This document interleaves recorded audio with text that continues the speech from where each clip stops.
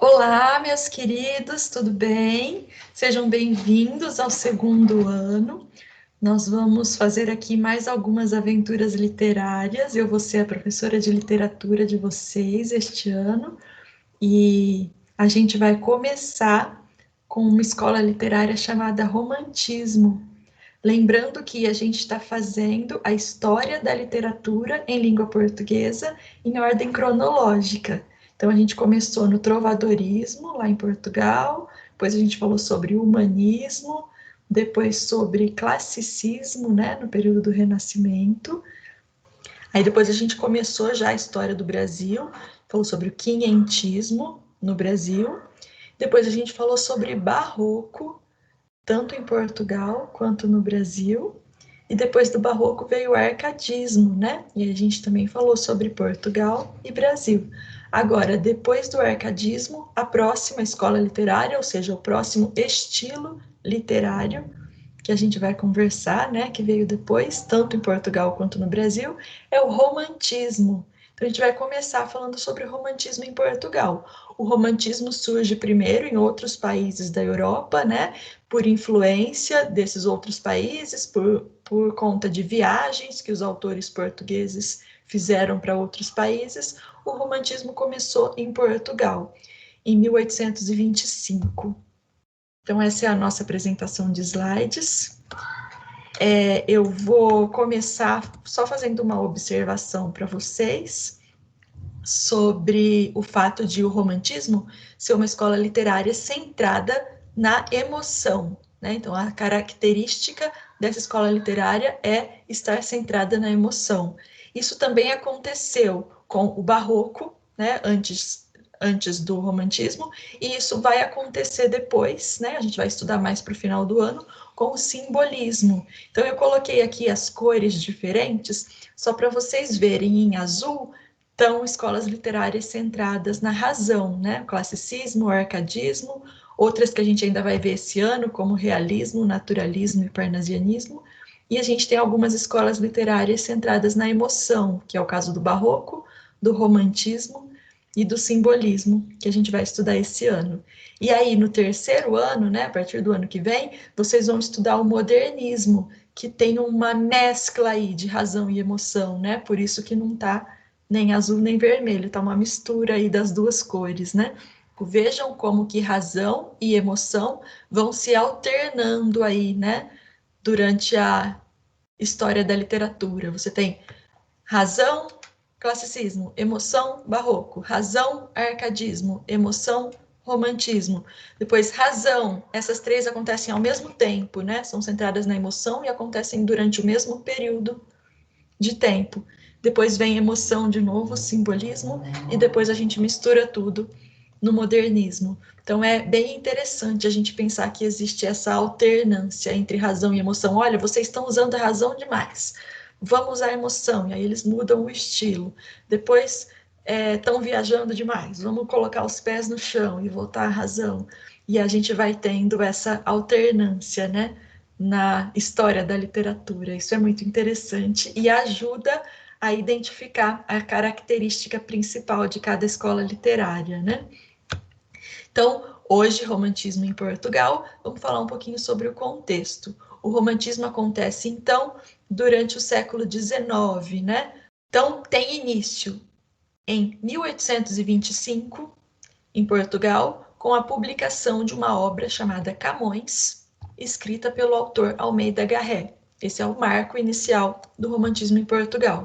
O que está acontecendo nesse período ali? A gente tem uma crise política entre os liberais e os conservadores, que aconteceu em muitos países do mundo, essa disputa, né, de ideais. Aí, para resolver essa crise, o Dom Pedro I, que é o imperador do Brasil, né, que está no Brasil, vem para Portugal, fica como rei de Portugal e do Brasil, né, durante um tempo. Depois ele passa o trono do Brasil e fica só em Portugal. Depois ele acaba passando também o trono de Portugal para sua filha, né? Mas antes de passar o trono para sua filha, para tentar resolver esse problema, ele toma partido, né, dos liberais e ele faz uma constituição liberal. em Portugal. Então, isso está acontecendo ao mesmo tempo que o romantismo, né? Então, a gente tem aí um período de disputa, de grandes emoções morais aí, né, e políticas. Então, características aí do romantismo em Portugal, né? Temos o predomínio da emoção, principal característica, que eu já falei ali em cima, né? Por isso, inclusive, que eu escolhi essa imagem de fundo, ó, que a gente tem esse jogo de cores intensas para simbolizar esse sentimentalismo, essa coisa forte, né, das emoções e das sensações que a gente tem nas obras desse período, né? Idealização também é uma característica muito importante do romantismo, idealização da mulher, idealização do amor, idealização da natureza, idealização do herói, né? Temos aí o herói romântico, que é um herói ideal, culto à fantasia, o subjetivismo. Subjetivismo diz respeito a sentimentos e sensações, né? Essas coisas que a gente não consegue explicar com facilidade, que são subjetivas. Nacionalismo, então a exaltação da nação, da pátria. Maior liberdade formal, pensando que no arcadismo, que foi a escola literária anterior, eles retornaram aos clássicos, né, e faziam tudo metrificado, rimado, tudo certinho, em estruturas fixas. Agora aqui a gente começa a ter uma maior liberdade formal se comparado à escola literária anterior, né? Temos a exaltação da natureza, saudosismo, né? A saudade do que passou, do que se viveu no passado.